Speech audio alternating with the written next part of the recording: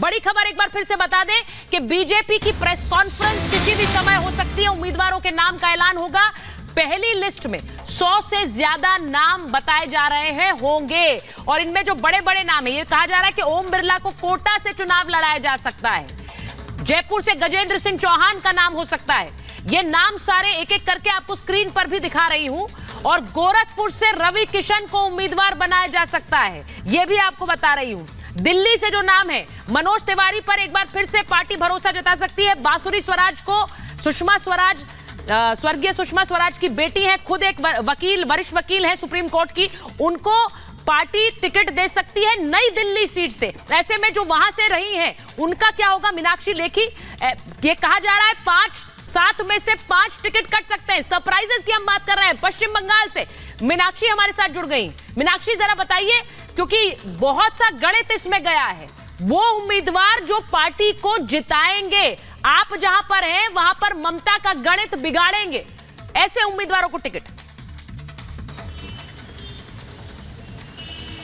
बिल्कुल, और हमने ये देखा था कि गणित बिगड़ा था। 2014 की अगर हम बात करें तो 2 सीटें बीजेपी को मिली थी और 2019 की अगर हम बात करते हैं तो 18 सीटें बीजेपी ने यहाँ पर रिकॉर्ड दर्ज किया था। किस तरीके से आंकड़े सुधारे थे। और अभी जो संभावित लिस्ट जो बताई जा रही है, संभावित जो नाम है उस लिस्ट में मैं आपको बताती हूँ कि अगर पश्चिम बंगाल की हम बात करते हैं तो आसनसोल से जो उतारने की तैयारी है वो पवन सिंह की है, जो कि भोजपुरी स्टार है, यानी कि बीजेपी कोई कसर नहीं छोड़ना चाहती है। तो दूसरी तरफ मेदिनीपुर में दिलीप घोष को टिकट दिया जा सकता है, जलपाईगुड़ी से डॉक्टर जयंत रे, पुरुलिया से ज्योतिर्मय महतो और हुगली से लॉकेट चटर्जी जो कि सिटिंग सांसद भी हैं, और उसी के साथ कूच बिहार की अगर हम बात करते हैं तो निश्चित प्रमाणिक और दार्जिलिंग से राजू सिंह बेस्ट। ये कुछ ऐसे नाम हैं जिनके इस लिस्ट में नाम शामिल हो सकते हैं, इन्हें यहाँ से टिकट मिल सकते हैं। और पश्चिम बंगाल में लगातार देख रहे हैं कि प्रधानमंत्री नरेंद्र मोदी 2 दिन से जिस तरीके से यहाँ पहुंच रहे हैं, सभाएं कर रहे हैं, लोगों का जो हुजूम है वो उमड़ रहा है। जहां पर जय श्री राम के नारे लेने पर जेल में डाल दिया जाता था सुचरिता। देखिए बहुत इंपॉर्टेंट है और पश्चिम बंगाल पर नजर बहुत ज्यादा इसलिए है, जैसा आपने कहा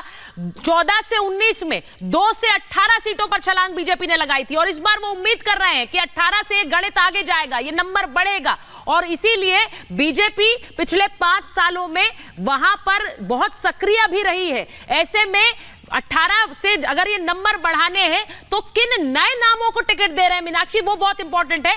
जरा एक बार बता देते हैं, राघवेंद्र के पास चले जाएं। राघवेंद्र, यूपी से बहुत बड़े नाम आते हैं, खुद प्रधानमंत्री नरेंद्र मोदी का नाम है, लेकिन यह भी कहा जा रहा है कि हो सकता है कि वो एक और सीट से भी चुनाव लड़े दक्षिण में, उस पर अभी कंफर्मेशन नहीं है। लेकिन यह जरूर कहूंगी, अमेठी स्मृति ईरानी, राजनाथ सिंह लखनऊ, वाराणसी खुद प्रधानमंत्री मोदी, बड़े बड़े दिग्गज यूपी से।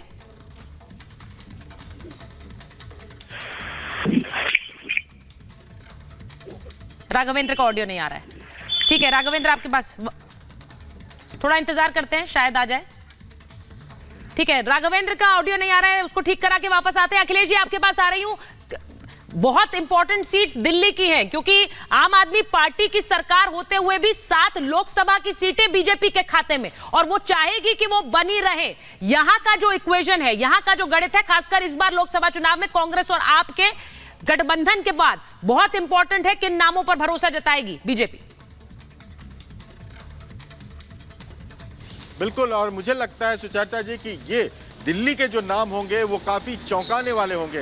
यहाँ से करीब करीब कहा जा रहा है कि 3 नाम बचेंगे, 4 के टिकट कटने वाले हैं और उन 4 नामों में बहुत ही चौंकाने वाले नाम होंगे और इसका आप थोड़ी देर बाद ये हो सकता है कि घोषणा हो जाए। लेकिन देश में बाकी जगह जो भी नाम कटेंगे उनमें सबसे पहले इनको देखा जा रहा है जो 10 साल से लगातार सांसद तो हैं, लेकिन उनकी रिपोर्ट अच्छी नहीं मिली है, चाहे वो नमो ऐप के जरिए हो, चाहे इंटरनल सर्वे के हिसाब से हो, इन सब के टिकट कटेंगे। साथ में उम्र सीमा पर भी देखा गया है, उम्र सीमा का भी एक बैरियर है, उस पर भी टिकट काटा गया है। और बड़े बड़े यूपी में जैसे आप बात कर रही थी, बड़े बड़े लोगों के टिकट कट सकते हैं। देखना सुल्तानपुर और पीलीभीत को भी होगा कि क्या यहाँ पर टिकट कटेगा तो किसे मिलेगा, ये भी एक देखने वाली बात होगी। तो आज अभी कुछ ही देर में अभी घोषणा हो जाएगी और सारी बातें सामने आ जाएंगी। सबसे बड़ा फैक्टर ये होगा कि बार बार पीएम मोदी और बीजेपी जैसे चौंकाने वाले नाम सामने आते हैं, नजर उस पर भी है और सभी की नजर उस पर है कि देखिए चौंकाने वाले जो नाम आप कह रहे हैं, हम जिन नामों की अभी आपने चर्चा की, यूपी से जैसे बड़े बड़े दिग्गजों की चर्चा की, उनके नाम रिपीट हो सकते हैं, लेकिन चौंकाने वाले नाम कौन हो सकते हैं, मेरा इंटरेस्ट उसमें भी है, क्योंकि नरेंद्र मोदी सरप्राइज देते हैं और इसीलिए वो चौंकाने वाले नाम जरा कौन हो सकते हैं। जरा एक बार सुजाता के पास भी जल्दी चले जाते हैं। सुजाता, वहां शिमला में वैसे ही हुआ की स्थिति है, सरकार रह रही है, जा रही है, ऐसे में वहां से किन नामों का चयन होता है, ये बहुत ध्यान से बीजेपी को उन नामों का चयन करना होगा। सुचरिता, देखिए हिमाचल एक छोटा प्रदेश है, सिर्फ 4 सीटें यहाँ पर है, उसमें सिर्फ 1 सीट कांग्रेस के पास है, तो यहाँ ज्यादा मंथन की जरूरत नहीं है और उम्मीद इसी बात की है कि सभी तीनों सीटों पर रिपीट किया जाएगा।